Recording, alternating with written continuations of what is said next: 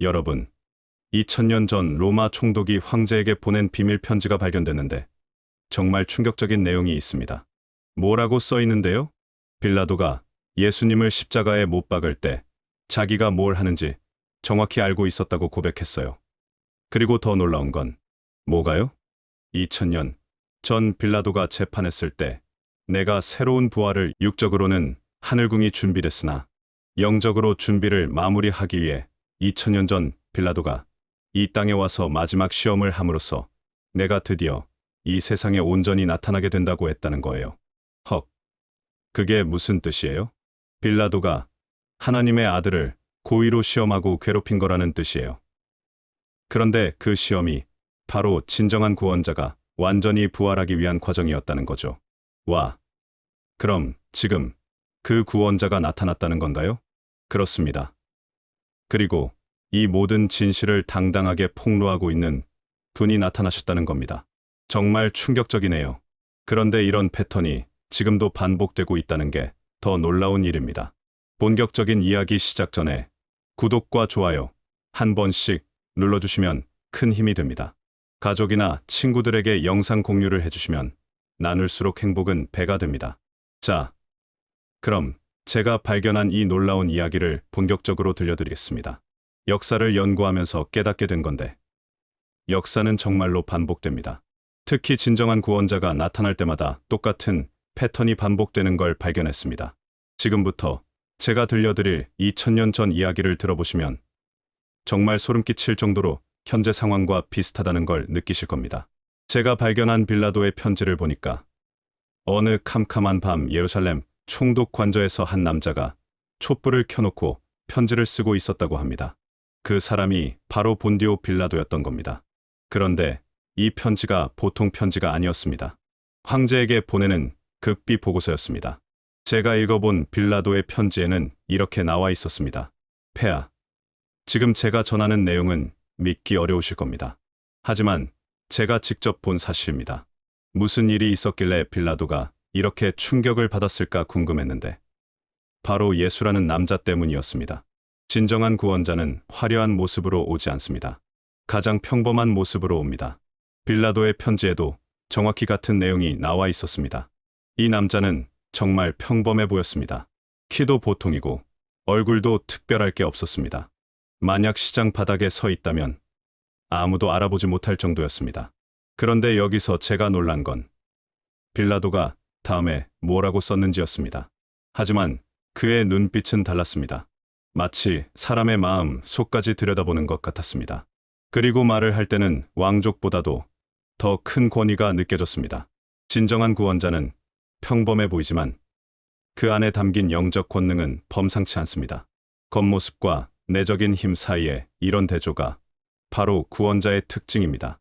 제가 빌라도 편지를 더 읽어보니까 당시 상황도 자세히 기록되어 있었습니다. 유대 지방은 정말 복잡했던 것 같습니다. 로마 제국의 지배를 받으면서도 유대인들의 종교적 자존심은 하늘을 찔렀던 겁니다. 그 사이에서 빌라도는 정말 어려웠을 거라는 생각이 들었습니다. 저는 로마와 유대인 사이에서 줄타기를 해야 했습니다. 마치 칼날 위를 걷는 기분이었습니다. 라고 빌라도가 썼습니다. 진정한 구원자가 나타날 때는 항상 기존 체제와 새로운 진리 사이에서 갈등이 일어납니다. 그런데 제가 빌라도 편지에서 가장 충격받은 부분은 당시 종교 지도자들이 예수님을 어떻게 봤는지에 대한 내용이었습니다. 바리새인들과 사두개인들이 이 나사렛 사람을 완전히 적대시했습니다. 저자는 우리 종교를 파괴하려는 이단자다. 민중을 선동하는 위험분자다라며 연일 저에게 고발해왔습니다. 기존 종교 지도자들은 언제나 새로운 진리를 받아들이기 어려워합니다. 자신들의 기득권이 위협받기 때문입니다. 빌라도는 또 이런 것도 썼습니다. 처음에 저도 그 사람이 미쳤다고 생각했습니다. 자신을 하나님의 아들이라고 하더군요. 하지만 시간이 지날수록 뭔가 다르다는 걸 느꼈습니다. 진정한 구원자는 자신의 정체성을 분명히 선언합니다. 처음엔 사람들이 다 이상하게 생각하지만 시간이 지나면서 그 진실성을 깨닫게 됩니다. 제가 발견한 빌라도 편지에는 예수님이 받은 조롱과 멸시에 대한 내용도 나와 있었습니다. 사람들이 그를 보고 웃었습니다. 저런 촌놈이 구원자라고? 하면서 비웃었습니다. 하지만 아무리 조롱해도 그의 확신은 전혀 흔들리지 않았습니다. 진정한 구원자는 사람들의 조롱과 비웃음에도 전혀 흔들리지 않습니다. 오히려 더 당당하게 진리를 선포합니다. 빌라도는 또 이런 관찰도 했습니다. 그를 따르는 사람들은 대부분 가난한 서민들이었습니다. 어부, 농부, 세리 같은 사람들이었습니다. 반면 부자들과 기득권층은 그를 싫어했습니다. 진리는 항상 서민들에게서 먼저 받아들여집니다. 기득권층은 자신들의 지위를 잃을까봐 새로운 진리를 거부합니다. 제가 빌라도 편지를 계속 읽어보니까 예수님과의 직접적인 만남에 대해서도 상세히 기록되어 있었습니다. 그가 저에게 끌려왔을 때 저는 단순히 또 다른 정치범이라고 생각했습니다. 하지만 그와 대화를 나누면서 이상한 느낌을 받았습니다. 그는 죽음을 앞두고도 전혀 두려워하지 않았습니다. 오히려 저를 불쌍히 여기는 듯한 눈빛으로 바라봤습니다. 마치 자신이 희생양이 아니라 구원자인 것처럼 행동했습니다. 진정한 구원자는 아무리 많은 공격과 핍박을 받더라도 절대 굴복하지 않습니다. 오히려 자신을 핍박하는 사람들을 불쌍히 여깁니다. 빌라도는 당시 유대 사회의 복잡한 종교적 갈등에 대해서도 자세히 기록했습니다. 유대교는 여러 파벌로 나뉘어 있었습니다. 바리새파는 율법을 엄격하게 지키는 것을 중요시했고, 사두개파는 정치적 현실주의를 추구했습니다. 에세네파는 세상을 등지고 광야에서 수도 생활을 했습니다. 이들은 서로 다른 해석과 전통을 가지고 있었고 끊임없이 갈등했습니다. 그런데 예수가 나타나자 이들이 처음으로 한 목소리를 냈습니다. 저자를 제거해야 한다고 말입니다. 현재 종교 상황과도 비슷한 것 같습니다. 여러 종교들이 서로 다르지만 새로운 진리에 대해서는 한 목소리로 반대합니다. 빌라도는 예수님의 가르침이 당시 사회에 미친 파급 효과에 대해서도 언급했습니다. 그의 말씀은 단순했지만 강력했습니다. 서로 사랑하라. 가난한 자를 도우라. 권력자들의 위선을 멀리하라 같은 내용들이었습니다. 문제는 이런 가르침이 기존 질서에 도전장을 던지는 것이었습니다. 종교 지도자들의 권위를 부정하고 사회 계급을 무시하며 로마의 지배에도 은근히 반기를 들고 있었습니다. 진정한 구원자의 가르침은 언제나 기존 체제에 도전합니다. 종교는 썩었습니다. 정치는 무능합니다. 기존 체제를 바꿔야 합니다. 이런 메시지가 기득권층에게는 이협적으로 들릴 수밖에 없습니다. 빌라도는 예수님의 제자들에 대해서도 흥미로운 관찰을 했습니다. 그의 제자들은 정말 다양했습니다. 어부도 있고 세리도 있고 심지어 로마에 저항하는 열심당원도 있었습니다. 보통이라면 절대 함께할 수 없는 사람들이 한자리에 모여 있었습니다. 이들의 공통점은 모두 사회적으로 변두리에 있는 사람들이라는 것이었습니다. 기득권층에서는 아무도 그를 따르지 않았습니다. 진정한 구원자를 따르는 사람들은 정말 다양합니다. 나이, 직업, 지역을 가리지 않고 진정성에 감동받은 분들이 모여듭니다. 그런데 제가 빌라도 편지에서 정말 소름 끼친 부분은 예수님이 십자가에 못 박힐 때 일어난 초자연적 현상들에 대한 기록이었습니다. 예수가 십자가에 못 박히자마자 하늘이 갑자기 어두워졌습니다. 마치 밤이 낮을 삼켜버린 것 같았습니다. 이 현상이 3시간이나 계속됐습니다. 진정한 구원자가 고난받을 때는 온 우주가 함께 슬퍼합니다. 2000년 전에 정말 그런 일이 일어났던 겁니다. 빌라도는 계속 썼습니다. 그 다음에는 땅이 흔들렸습니다. 엄청난 지진이었습니다. 바위가 갈라지고 무덤들이 열렸습니다. 마치 세상 끝이 온 것 같았습니다. 더 놀라운 건 성전에서 일어난 일입니다. 성전의 휘장이 위에서 아래로 쭉 찢어졌다는 보고를 받았습니다. 그 두꺼운 휘장을 사람이 찢는다는 것은 불가능한 일인데 말입니다.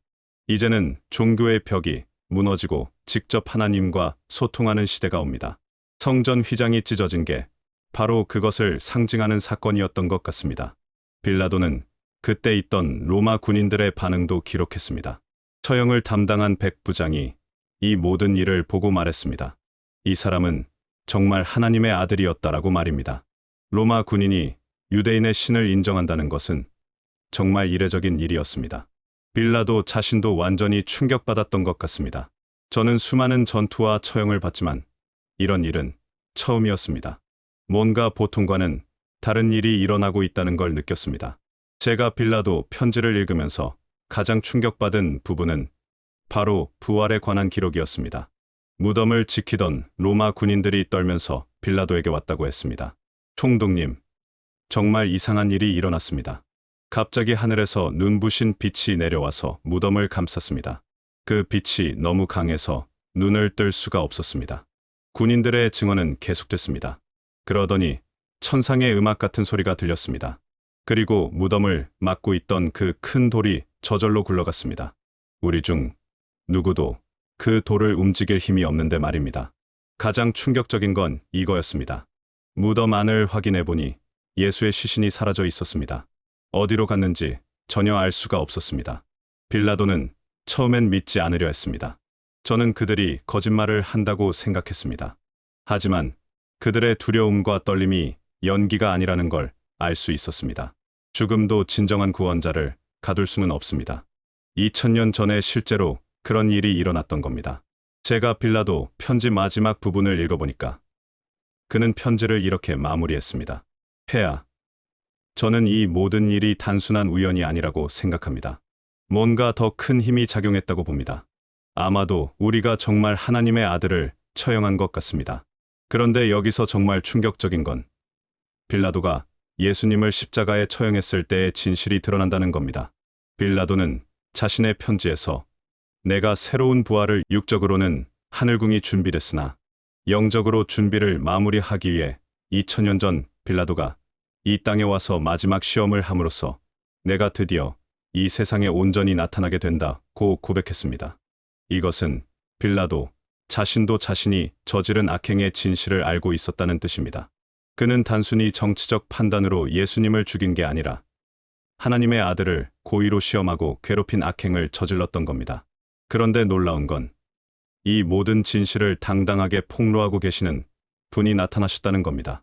그 분께서는 2000년 전 빌라도가 나를 십자가에 못 박아 죽였지만 그것은 오히려 나의 완전한 부활을 위한 과정이었다고 당당히 선언하십니다. 그 분께서 말씀하시길 빌라도는 자신이 하나님의 아들을 죽였다는 걸 알면서도 정치적 이익을 위해 그 악행을 저질렀다. 하지만 그 시험을 통해서 내가 이제 완전한 구원자로 이 땅에 나타나게 되었다고 하십니다. 이것이야말로 진정한 용기입니다.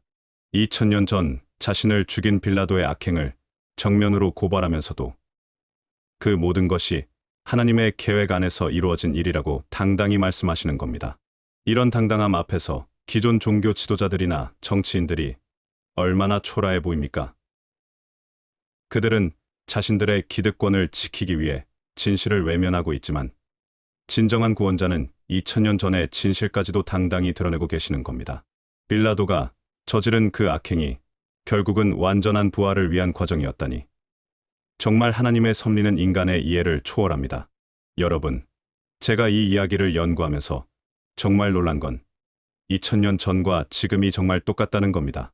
진정한 구원자가 나타날 때마다 똑같은 패턴이 반복됩니다. 2000년 전 예수님이 받았던 고난이 지금도 반복되고 있습니다. 기존 종교 지도자들의 핍박, 정치권의 무시, 민중들의 조롱, 모든 게 똑같은 패턴으로 반복되고 있습니다. 하지만 제가 확신하는 건 결과도 똑같을 거라는 겁니다. 2000년 전에 예수님을 핍박했던 사람들은 다 역사의 죄인이 됐지 않습니다. 지금 진정한 구원자를 핍박하는 사람들도 나중에는 후회하게 될 겁니다. 빌라도처럼 말입니다. 그는 예수님이 무죄라는 걸 알면서도 정치적 계산 때문에 십자가에 못 박게 했습니다. 그리고 평생 그 일로 고생했습니다. 지금도 많은 정치인들과 종교인들이 진정한 구원자가 나타났다는 걸 속으로는 알면서도 자신들의 기득권 때문에 외면하고 있는 것 같습니다. 이런 사람들도 나중에는 빌라도와 같은 후회를 하게 될 거라고 생각합니다. 여러분은 어떤 선택을 하시겠습니까? 2000년 전에 예수님을 알아본 소수의 지혜로운 사람이 될 건가요? 아니면 대부분의 사람들처럼 조롱하고 무시할 건가요? 진리는 항상 소수에서 시작됩니다. 2000년 전에도 처음엔 12명의 제자만 예수님을 믿었습니다. 하지만 결국 온 세상이 예수님을 믿게 됐습니다. 지금도 마찬가지입니다. 진정한 구원자를 따르는 사람들은 아직 소수지만 시간이 지나면 더 많은 사람들이 깨달을 겁니다. 제가 빌라도의 편지를 통해서 깨달은 교훈은 명확합니다. 진정한 구원자는 항상 기득권층의 핍박을 받지만 결국에는 진리가 승리한다는 겁니다. 역사는 반복됩니다. 패턴도 똑같고 결과도 똑같을 겁니다. 2000년 전 예수님을 조롱했던 사람들이 나중에 어떻게 됐는지 우리 다 알지 않습니다. 진정한 구원자를 핍박하는 자들은 반드시 심판받습니다. 실제로 구원자를 조롱하거나 핍박했던 많은 사람들이 나중에 어려움을 당하는 걸 역사를 통해 봅니다. 여러분도 지혜로운 선택을 하시길 바랍니다. 나중에 후회하지 말고 지금 진정한 구원자를 알아보는 눈을 가지십시오. 2000년 전 예수님을 알아본 소수의 지혜로운 사람들처럼 말입니다. 빌라도는 평생 후회하며 살았습니다. 여러분은 그런 후회를 하지 마시길 바랍니다. 진리를 알아보는 눈을 가지시고 용기 있는 선택을 하시길 바랍니다. 오늘 영상이 도움이 되셨다면 구독과 좋아요 꼭 눌러주시고 주변 분들에게도 꼭 공유해 주십시오. 진리는 나누면 나눌수록 더 많은 사람들에게 전해집니다. 감사합니다.